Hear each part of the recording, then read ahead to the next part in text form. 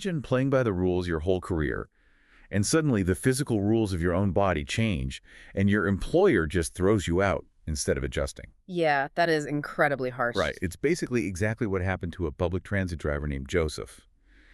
He was hired back in 2014, had a completely flawless record. Doing everything right. Exactly. But then a routine medical checkup revealed he had developed color blindness. Oh, which obviously complicates driving. Right, but he was practical. He requested an alternate role, like a helper. But the employer flatly refused and forcefully retired him in 2016.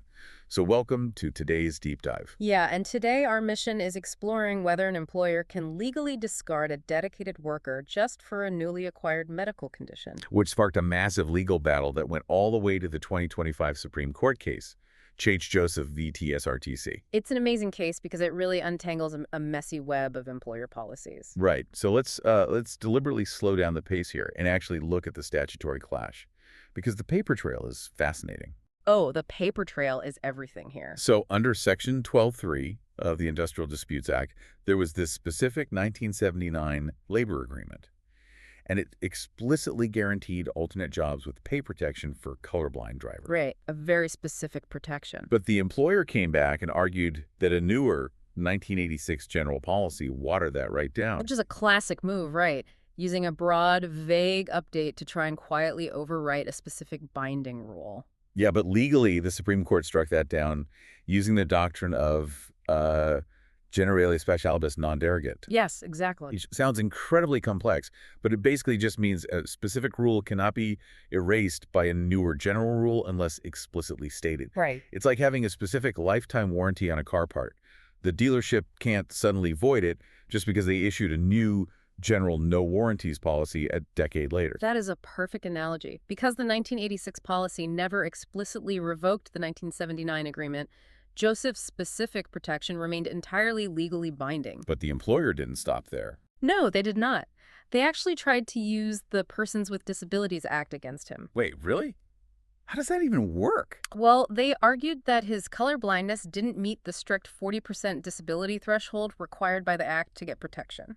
Oh, wow. So they were basically saying he wasn't disabled enough on paper. Exactly. Rigid, literal interpretation of the statute. Mm. But the Supreme Court bypassed this completely using purposive interpretation. Meaning they looked at the actual intent of the law. Right. They elevated reasonable accommodation to a constitutional mandate. They tied it directly to Articles 14 and 21. Okay, so that's the right to equality and the right to livelihood. Yes.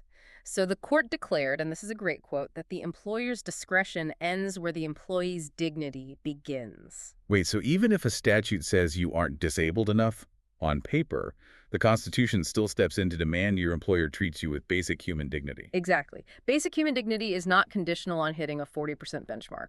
That is huge. And that constitutional backing led to a triumphant verdict.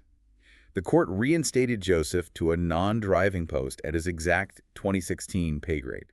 Plus, granted continuous service. Yeah, and 25% back wages. It's an incredible win. Absolutely. And I mean, for legal professionals listening, this is a masterclass in how to anchor employee rights and constitutional guarantees when rigid statutes just fall short. And it really reaffirms the power of specific labor settlements over those vague administrative policies. Sure. And for you, the listener, especially if you're an employee, the takeaway is clear. Acquiring a medical condition doesn't justify automatic termination. But you have to protect yourself. Always, always document your written requests for alternate duties. Because that paper trail is your proof. Yeah.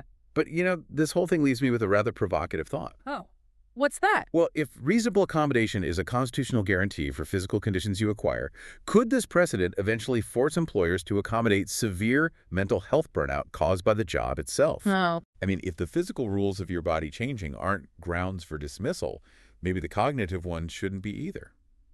That is a fascinating point. Right. Definitely something for you to mull over next time you clock in.